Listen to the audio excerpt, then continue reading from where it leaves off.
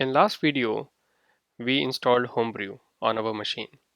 Now in this video, I'll show you how to use Homebrew to install another handy utility such as wget. Wget is a Linux utility which is used to download files using FTP or HTTP protocols. So let me show you how to install it. First, open your terminal and just type brew install wget and press enter. When you press enter, it will download wget and install it on your machine. So make sure you are connected to internet.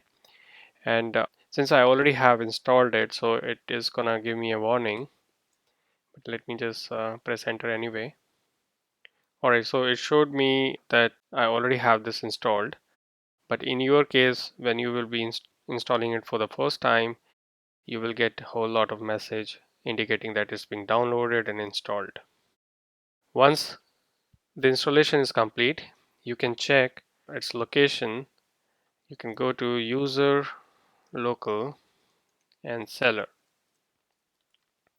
So here you can see that it is installed on my machine, and same way once you are done with the installation, you should see all these files.